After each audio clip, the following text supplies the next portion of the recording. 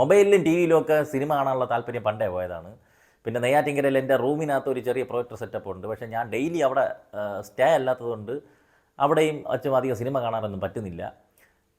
അതുകൊണ്ട് തന്നെയാണ് എൻ്റെ OTT റിവ്യൂ ഒന്നും ഇപ്പോൾ നിങ്ങൾ അധികം കാണാത്തത്. OTT വരുന്ന പടങ്ങൾ തീരെ എനിക്ക് കാണാറില്ല. ഇപ്പോൾ വെബ് സീരീസുകളൊന്നും തീരെ കാണാറില്ല. അതിനുള്ള സമയമുണ്ടെങ്കിൽ തിയേറ്ററിൽ പോയി ഏതെങ്കിലും പടം കാണുക എന്നുള്ളൊരു മെൻറ്റാലിറ്റിയാണ് എനിക്കുള്ളത്. എനിക്ക് അത്യാവശ്യം വലിയ സ്ക്രീനിലാണ് കാണുന്നത്.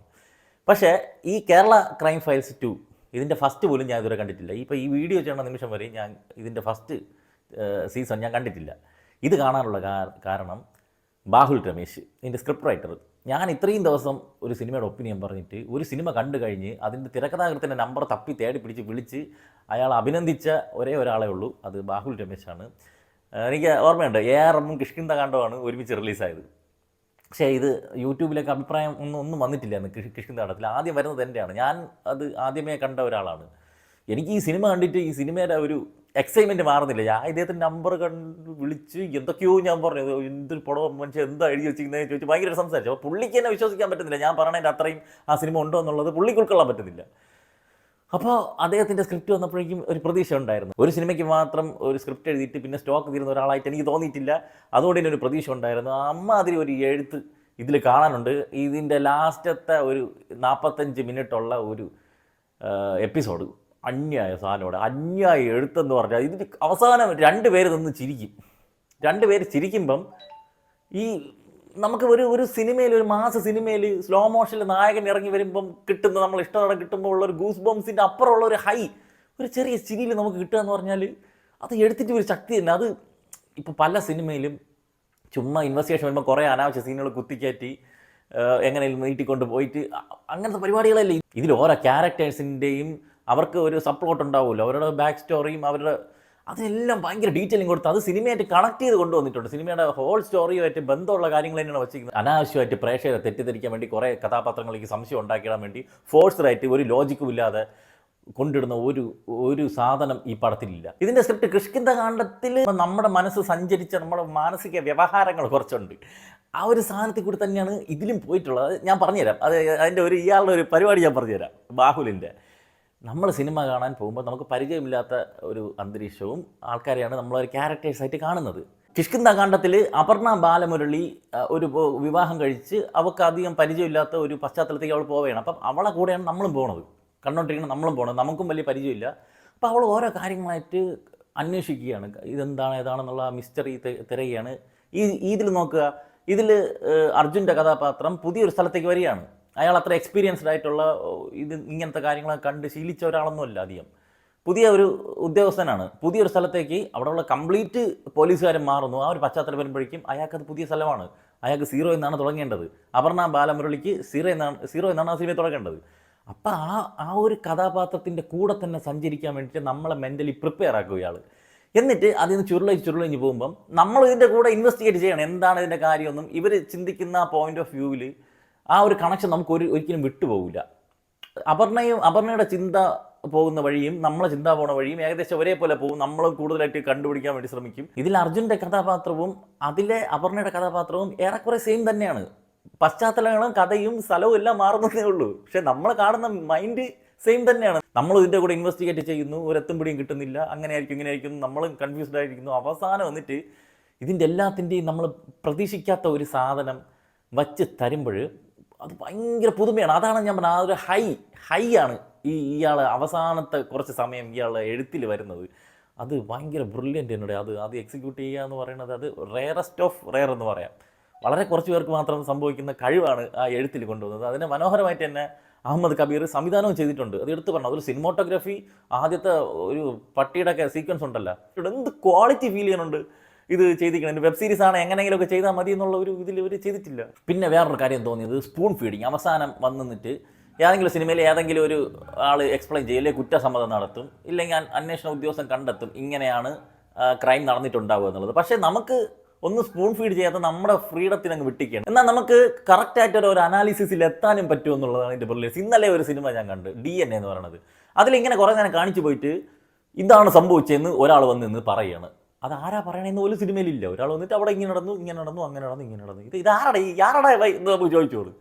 ഇത് ഏതെങ്കിലും ഒരു കഥാപാത്രം പറയണ്ടേ? എങ്കിൽ ആ സ്പൂൺ ഫീഡിങ്ങിൻ്റെ ആവശ്യമില്ല. നമുക്ക് അതിൻ്റെ തൊട്ട് മുമ്പത്തെ ഘട്ടം വരെ നമ്മളെ കൊണ്ട് എത്തിച്ചിട്ട് ഇതാണ് നടന്നതെന്ന് നമ്മളെ കൊണ്ട് അങ്ങ് ചിന്തിപ്പിച്ചെടുത്താൽ മതി. അപ്പോൾ പരിപാടി കഴിഞ്ഞ്. ക്ലൈമാക്സിൽ എന്താണ് നടന്നതെന്ന് മനസ്സിലാവാത്തവരുണ്ടെങ്കിൽ അവസാനം ഞാൻ ഒരു ചെറിയൊരു എക്സ്പ്ലനേഷൻ തരാം. ഇതിന് മുമ്പ് ഇറങ്ങിയ കേരള ക്രൈം ഫയൽസ് ഇതിനേക്കാൾ മികച്ചതാണോ മോശമാണോ എന്ന് പറയാനൊന്നും എനിക്കറിയത്തില്ല, ഞാനത് കണ്ടിട്ടില്ല. പക്ഷേ ദിസ് വൺ എനിക്ക് ഭയങ്കര ഇഷ്ടപ്പെട്ടു. എസ്പെഷ്യലി അവസാനത്തെ ഒരു 3 എപ്പിസോഡിൽ, അതിൽ അവസാനത്തെ എപ്പിസോഡിൽ തന്ന ഒരു ഹൈ ക്ലൈമാക്സ്, ആ എൻഡ് പഞ്ച് എന്ത് രസമാണ്. കുറച്ചുകൂടി സിനിമാറ്റിക് ആയിട്ട് ഒരു സിനിമയായിട്ട് തിയേറ്ററിൽ കാണാൻ പറ്റിയിരുന്നെങ്കിൽ അതിൻ്റെ ക്ലൈമാക്സ് കാണുമ്പോൾ ഒരു സാധനമുണ്ട് തിയേറ്ററിൽ ബിഗ് സ്ക്രീനിൽ ആൾക്കാരുടെ ഇടയിൽ കയ്യടിയിൽ കാണുന്ന ഒരു സാധനം, അതിനൊക്കെയുള്ള സാധനങ്ങളുണ്ടായിരുന്നു. എന്നാലും കുഴപ്പമില്ല, നിരാശയൊന്നുമില്ല. അർജുൻ ഗംഭീര പെർഫോമൻസ് ആയിരുന്നു. അതിൻ്റെ അയാൾക്ക് ബുദ്ധിയും കാര്യങ്ങളൊക്കെ ഉണ്ട്, ആത്മാർത്ഥതയുണ്ട്. പക്ഷേ ഒരു കറക്റ്റായിട്ട് ഇത് എക്സ്പീരിയൻസിൻ്റെ കുറവ് നമുക്ക് കറക്റ്റായിട്ട് ഈ കഥാപാത്രത്തിൽ ഉടനീളം ഫീൽ ചെയ്യാനുണ്ട്. എന്നാൽ അയാൾ വളരെ ടാലൻറ്റഡാണ്. നമുക്കും അത് തന്നെയല്ലോടെ, നമ്മൾ എക്സ്പീരിയൻസ് ഇല്ല, നമ്മൾ പോലീസിൻ്റെ കേസ് അന്വേഷിച്ചില്ല, ഇങ്ങനെ പരിചയമില്ലാത്തൊരു സാധനമാണ് നടക്കുന്നത്. നമ്മളാണെങ്കിൽ നമ്മൾ എന്ത് ചെയ്യും എന്നുള്ള രീതിയിൽ നമ്മുടെ ഒരു പ്രതിനിധിയായിട്ട് ഇയാളെ കാണാൻ വേണ്ടിയിട്ട് പറ്റി. അത് നന്നായിട്ട് തന്നെ അയാൾ എക്സിക്യൂട്ട് ചെയ്തിട്ടുണ്ട്. അതുപോലെ ലാൽ അജുവും ഭയങ്കര ഇതൊന്നുമില്ല, മറ്റേ സീസണിൻ്റെ തുടർച്ചയായ കഥാപാത്രങ്ങൾ ഉൾപ്പെടുത്തിയായിരിക്കണം, വലിയ ഇമ്പാക്റ്റ് ഒന്നും എനിക്ക് തോന്നിയില്ല. ഇന്ദ്രൻസും ഹരിശ്രീ അശോകൻ്റെ കോംബോ, അവരുടെ ഒരു റിലേഷൻഷിപ്പ് തന്നെ വേറെ ഒരു സിനിമയിൽ വന്നിട്ടുണ്ടോ എന്ന് എനിക്ക് അറിഞ്ഞില്ല. ഇവരുടെ ഒരു ഇങ്ങനത്തെ ഒരു റിലേഷൻഷിപ്പ് അത് രണ്ടും വെച്ച് വേണമെങ്കിൽ വേറെ സിനിമ ഉണ്ടാക്കാം, വേണമെങ്കിൽ ഒരു സ്പിൻ ഓഫ് വരെ ഉണ്ടാക്കാം. ഇവർ രണ്ടുപേരും അയ്യപ്പൻ്റെയും അമ്പിളിയുടെയും കഥ വെച്ചിട്ട് ഒരു സ്പിൻ ഓഫ് ഉണ്ടാക്കാം. അവരുടെ വിവാഹവും കാര്യങ്ങളും അവരുടെ ഒരു ബോണ്ടിങ് ഉണ്ട് അവരുടെ അതിൽ നിസ്സഹായാവസ്ഥയുണ്ട്. ഗംഭീരമായിട്ട് രണ്ടുപേരും ചെയ്തിട്ടുണ്ട് കേട്ടോ. പണ്ട് ഇവരുടെ കോമഡി കോംബോ ഒക്കെ കണ്ട് നമ്മൾ ചിരിച്ചുകൊണ്ടിരുന്നു. പട്ടാഭിഷേകത്തിലും പഞ്ചാബി ഹൗസിലും പണ്ടത്തെ സിനിമകളൊക്കെ ഉണ്ടല്ലോ, അതിലൊക്കെ ഇവരുടെ കോമഡി കാണിച്ചുകൊണ്ട് നടന്ന ഇത് കോംബോയും ഇപ്പോൾ ഇതിലെ ടെറർ കോംബോയും കാണുമ്പോൾ ഉള്ള ഒരു വ്യത്യാസങ്ങളുണ്ടല്ലോ. അതുപോലെ തന്നെ രഞ്ജിത് ശേഖർ, നൂറിൻ, ജിയോ ബേബി, പിന്നെ സിറാജുദ്ദീൻ, പിന്നെ ഒരു DYSP ആയിട്ട് ഒരു അണ്ണം വരുന്നുണ്ട് കേട്ടോ, അസീം ഇബ്രാഹിം. ഇവരൊക്കെ വലിയ ഒരുപാട് സ്ക്രീൻ ടൈമൊന്നുമില്ല, കുറച്ചൊക്കെ ഉള്ളൂ. പക്ഷേ ഇവരുടെ പെർഫോമൻസ് ഗംഭീരമായിരുന്നു. കുറച്ചേ ഉള്ളൂവെങ്കിലും സിറാജുദ്ദീനും ഈ പറഞ്ഞ അസീം ഇബ്രാഹിം എന്നാണ് പുള്ളിയുടെ പേരെന്നാണ് ഞാൻ ഇത് കാസ്റ്റ് നോക്കിയപ്പോൾ കണ്ടത്. ടെറർ പെർഫോമൻസ് ആയിരുന്നു അവരൊക്കെ. അതുപോലെ തന്നെ പെറ്റ്സിനെയൊക്കെ ഇഷ്ടപ്പെടുന്നവർക്ക് വല്ലാതെ ഇത് കണക്റ്റ് ആവും. ഇതിൽ ചില സീനൊക്കെ നമുക്ക് ഇമോഷണലി എന്നും ഞാൻ പറയാം, സെൻറ്റിമെൻറ്റ്സ് മെലോ ഡ്രാമ ഓവർ പരിപാടിയില്ല, നമുക്ക് പക്ഷേ അത് ഫീൽ ചെയ്യും. അത് ഇതിൽ ആക്ച്വലി എങ്ങനെയാണ് ക്രൈം നടന്നതെന്ന് എൻ്റെ ഒരു അനുമാനത്തിൽ ഞാൻ പറയാം. ഈ വെബ് സീരീസ് കാണാത്തവരുണ്ടെങ്കിൽ പെട്ടെന്ന് തന്നെ പോയി കാണുക. ഞാൻ മാക്സിമം ചുരുക്കി പറയാം, ഒരുപാട് എക്സ്പ്ലെയിൻ ചെയ്യുന്നില്ല. അമ്പിളിക്ക് പൈസ വേണം, അയ്യപ്പൻ പൈസ ഒപ്പിച്ച് കൊടുക്കാൻ വേണ്ടിയിട്ട് പ്രഷർ ചെലുത്തുകയാണ്. അയ്യപ്പന് ഇയാളെ ഈ പിടിയിൽ നിന്നൊക്കെ വിട്ട് ഒന്ന് മാറി സ്വതന്ത്രമായിട്ട് ജീവിക്കണമെന്നൊക്കെ ഉണ്ട്, പക്ഷേ കമ്മിറ്റ്മെൻറ്റ് കൊണ്ട് പറ്റുന്നില്ല. അപ്പോഴാണ് ആ ഡോക്ടറിൻ്റെ കൂടെ ഡ്രൈവറായിട്ട് വിശ്വസ്തനായിട്ട് അയ്യപ്പനുണ്ട്. അപ്പോൾ ഡോക്ടർ മുഖാന്തരം പട്ടിയുടെ വയറ്റിനകത്ത് മറ്റേ സാധനം റിങ് ഉണ്ടെന്നുള്ളത് അയ്യപ്പൻ മനസ്സിലാക്കുന്നു. അതൊരു പക്ഷേ അമ്പിളിയുടെ അടുത്ത് ഡിസ്കസ് ചെയ്തിട്ടുണ്ടാവും, ഇല്ലെങ്കിൽ അമ്പിളി വേറെ വഴിക്കോ വല്ലതും അറിഞ്ഞിട്ടുണ്ടാവാം, വാട്ടെവർ. അത് എടുക്കണം. പക്ഷേ ഈ പട്ടിയെ സ്നേഹിക്കുന്ന അയ്യപ്പന് അതിനധികം മനസ്സ് വരുന്നില്ല. എന്നാലും ഈ ഒരു കമ്മിറ്റ്മെൻറ്റ് കൊണ്ട് വീണ്ടും അയാളത് ചെയ്തു പോവുകയാണ്. അതിന് വേണ്ടിയിട്ട് പട്ടിയെ കൊന്ന് വയറ് കീറി മോതിരം എടുക്കുന്നു, അത് കോയമ്പത്തൂർ കൊണ്ടുവന്ന് കച്ചവടം അടിക്കുന്നു, പൈസയാക്കിയിട്ട് ഭാര്യയുടെ അടുത്ത് പറഞ്ഞു നമ്മളെ പൈസയും കൊണ്ട് നമുക്ക് മുങ്ങി ആലോചിച്ചു. ഭാര്യയാക്കി മറ്റവൻ്റെ അടുത്താണ് കൂടുതൽ അറ്റാച്ച്മെൻ്റ് ഉള്ളത്, അതുകൊണ്ട് അയാളെ തേച്ചിട്ടൊന്നും പറ്റില്ല എന്ന് പറയുന്നു. ഓക്കെ, എന്നാൽ പിന്നെ പൈസ കൊടുക്കാമെന്ന് വിചാരിച്ച് നമ്മുടെ അമ്പിളിയെ കോൺടാക്ട് ചെയ്ത് കാര്യം പറയുകയാണ്, കൊണ്ടുവരാമെന്നൊക്കെ പറഞ്ഞ് സെറ്റാക്കി വെച്ചിരിക്കുന്ന സമയത്താണ് നമ്മുടെ താരം ജെയ്സ്മോൻ പട്ടി മരണപ്പെട്ടെന്നറിയുന്നു. അവിടുത്തെ ഒരു അന്തരീക്ഷത്തിൻ്റെ സംസാരങ്ങളൊക്കെ കണ്ടിട്ട് പട്ടിക്ക് എന്താ പറ്റിയെന്നുള്ളത് ചോദിക്കുന്നു. അപ്പോൾ നമ്മുടെ ഡോക്ടർ ആ ഫോൺ മാഞ്ചി സ്വിച്ച് ഓഫ് ചെയ്ത് വെച്ചിട്ട് ഇത് ഞാൻ ആരുടെ പറയാൻ പോണില്ല, പട്ടിയെ അയ്യപ്പൻ തീർത്തു എന്ന് പറയുന്നു. അങ്ങനെ അയ്യപ്പനെ സ്കെച്ച് ചെയ്യാൻ വേണ്ടിയിട്ട് ഇവൻ തുടങ്ങുകയാണ്. അതിന് വേണ്ടിയിട്ട് എറണാകുളത്ത് ഒരു വാടക വീടെടുത്ത് കംപ്ലീറ്റ് സെറ്റപ്പ് അവിടെ ഉണ്ടാക്കുന്നു. ഈ സമയത്ത് അയ്യപ്പനെ ഫോളോ ചെയ്യുന്നുണ്ട്. അതൊക്കെ ആ ലൊക്കേഷൻ പറയുന്ന സമയത്ത് കാണിക്കുന്നുണ്ട്. അയ്യപ്പനെ വഴിയിലിട്ട് തൂക്കുന്നു, മറ്റേ വീട്ടിൽ കൊണ്ടുവരുന്നു, ഇടിക്കുന്നു, ടോർച്ചർ ചെയ്യുന്നു. ഇവൻ്റെ കൊച്ചിലത്തെ കാര്യം പറഞ്ഞപ്പോഴേക്കും സാറന്മാർ പറഞ്ഞ ഒരു കാര്യമുണ്ട്, കല്ലെറിഞ്ഞത് ഒരുത്തൻ, അങ്ങനെയാണെങ്കിൽ അവനെ മാത്രം തിരിച്ചടിച്ചാൽ പോരെ, കൂടെയുള്ള എല്ലാവരും എന്തിനാണ് ഇവൻ അടിക്കുന്നത് എന്നൊരു സാധനമുണ്ട്. അവൻ്റെ ക്യാരക്ടർ അങ്ങനെയാണ്. അവൻ ഈ വിഷയം വന്നിട്ടുണ്ടെങ്കിൽ അപ്പോൾ അവനെ മാത്രമല്ല തീർക്കുന്നത്, ഇതിന് കാരണക്കാരായ എല്ലാവരെയും തീർക്കണമെന്നുള്ള രീതിയിലാണ് അമ്പിളിയുടെ നിരക്കെത്തുന്നത്. അമ്പിളി ഫോൺ വിളിച്ചിട്ട് അയ്യപ്പൻ എടുക്കാത്തത് ഈ സമയത്താണ്. അയ്യപ്പൻ്റെ നിന്ന് കാര്യങ്ങളൊക്കെ ചോദിച്ച് മനസ്സിലാക്കിയിട്ട് അയ്യപ്പൻ അങ്ങ് തട്ടുന്നു. വണ്ടി കൊണ്ട് റെയിൽവേ സ്റ്റേഷനിൽ കൊണ്ടിടണമെന്നൊക്കെ അയ്യപ്പൻ പറഞ്ഞിട്ടുണ്ടാവാം. അതുപോലെ ഇനി ഇവനെ അമ്പിളിയെ വിളിച്ച് പറയാനുള്ള ഓപ്ഷൻ ഇല്ലാത്തതുകൊണ്ട് അമ്പിളിക്ക് ടെക്സ്റ്റ് മെസ്സേജ് അയക്കുന്നു. ഈ ടെക്സ്റ്റ് മെസ്സേജ് കണ്ട അമ്പിളി ഇന്ന സ്ഥലത്ത് വരുന്നു. വഴിയിട്ട് അമ്പിളിക്ക് നല്ല ഇടിയും കൊടുത്തിട്ട് ഫോൺ എടുത്ത് തോട്ടിലെടുത്ത് കറിഞ്ഞിട്ട് അവിടെ പോയിട്ട് കണ്ടം തുണ്ടം വെട്ടി കുറേ പോർഷൻസൊക്കെ ഫ്രിഡ്ജിനകത്ത് കയറ്റിയിട്ട് കുറച്ചായിട്ട് എടുത്ത് മറ്റേ സ്റ്റേഡിയത്തിൽ വന്നിട്ട് പട്ടിക്ക് ഇട്ട് കൊടുക്കുന്നു. എല്ലാ ദിവസവും ഒരു പൊതി, ഒരു വീട്ടിൽ സാധനം വാങ്ങിച്ചു പോകുന്ന പോലെ ഒരു പൊടി പട്ടിക്ക് കൊടുക്കുന്നു. അതിൽ നിന്ന് ഒരു വിരൽ കടിച്ചുകൊണ്ട് പോയ പട്ടി അത് ഛർദ്ദിച്ച് വയ്ക്കുന്നിടത്താണ് പണി പാളിയത്. ആ വിരളം തപ്പിപ്പോയ പോലീസ് കഴിഞ്ഞ 10 ദിവസം CCTV ക്യാമറ എടുത്തപ്പോഴേക്കും പട്ടികളെല്ലാം കൂട്ടത്തോടെ അവിടെ പോയി കയറുന്നത് കാണുന്നുണ്ടായിരുന്നു. അപ്പോൾ കുറച്ച് ദിവസമായിട്ട് ഇത് പരിപാടി നടക്കുന്നുണ്ടെന്ന് മനസ്സിലായി. കാര്യങ്ങളൊക്കെ പിന്നെ കണ്ടുപിടിച്ച് വന്നതിന് ശേഷം ഇവനാണോ ചെയ്തതെന്നുള്ളത് മൊഴി വന്നിട്ടില്ല. അതിൻ്റെ ഒരു കൺഫ്യൂഷൻ ഇവൻ അപ്പോഴും ഉണ്ടായിരുന്നു. ഇവൻ തന്നെയാണോ ചെയ്തത്, ഞാൻ കണ്ടുപിടിച്ച കാര്യങ്ങളൊക്കെ ശരിയാണോ? നമുക്കും ആ കൺഫ്യൂഷൻ ഉണ്ട്. എന്താ സംഭവിച്ചതെന്ന് നമ്മളിങ്ങനെ കാത്തിരിക്കുകയാണ്. എന്താണ് അവിടെ സംഭവിച്ചത്, എങ്ങനെയാണ് ക്രൈം നടന്നതെന്ന് ഇപ്പോൾ പറയുമെന്ന് നമ്മൾ കാത്തിരിക്കുകയാണ്. പക്ഷെ ഇവനും അറിയത്തില്ല ഒരു നിരപരാധിയെ ചെയ്യാണോ, ഒരു പക്ഷേ എങ്ങനെയെങ്കിലും അവിടെ കറക്റ്റാണ്, എന്നാലും ഏതെങ്കിലും രീതിയിൽ തെറ്റിദ്ധാരണ കൊണ്ട് പറ്റിയതാണോ, വേറെ ആരെങ്കിലും പുറകിലുണ്ടോ എന്നൊക്കെ ഇങ്ങനെ ആലോചിച്ച് ഒക്കെ ഇങ്ങനെ ടെൻഷൻ ഉണ്ടായിരുന്നു അവന്. അപ്പോഴാണ് ആ പട്ടികൾ അവനെ കണ്ട് വാലാട്ടം കണ്ടത്. അപ്പോൾ ഒരു ആശ്വാസത്തിൻ്റെ ചിരി, പട്ടികളെ കണ്ടപ്പോൾ അവനൊരു ചിരി, ഇവനെ പിടിച്ച ആശ്വാസത്തിൽ അർജുൻ്റെ ഒരു ചിരിയുണ്ട്. അപ്പം അനുമാനം കറക്റ്റായിരുന്നു എന്നുള്ളത് അപ്പം നമുക്ക് മനസ്സിലാവും അവൻ തന്നെയാണ് ചെയ്തതെന്നുള്ളതും.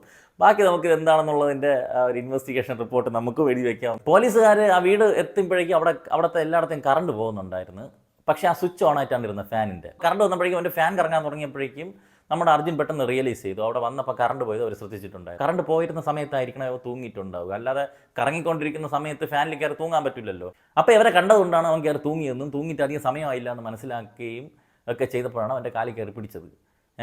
പക്ഷേ ഇത് ഒരു പോലീസുകാരൻ എന്ന നിലയ്ക്ക് ആദ്യമേ വന്നപ്പോൾ തന്നെ ഒരു പൾസൊക്കെ നോക്കേണ്ടതായിരുന്നു. അതൊരു മിസ്റ്റേക്കായിട്ട് എനിക്ക് തോന്നി. അതുപോലെ വേറെയും കുറച്ച് ചെറിയ പ്രശ്നങ്ങളുണ്ട്. ഒരിടത്ത് അപ്പോൾ വണ്ടി കിട്ടുന്ന സീനിൽ ആദ്യം നമ്പർ പ്ലേറ്റ് ഇളവി വീണത് കാണിക്കുന്നുണ്ട്. നമ്പർ പ്ലേറ്റ് വീണതല്ലേ ആദ്യം വിളിച്ച് പറയേണ്ടത്. അതിന് മുമ്പേ സാർ മറ്റേ ഇവിടെ അതുണ്ട്, ബാക്കിൽ പെട്രോളിൻ്റെ അവിടെ പാടുണ്ട്, ഇതൊക്കെ പറയുമ്പോൾ നമ്പർ പ്ലേറ്റ് വീണ കാര്യം പറയണത് ഞാൻ കേട്ടില്ല. നീ എൻ്റെ കുഴപ്പമാണെന്ന് അറിഞ്ഞൂടാ.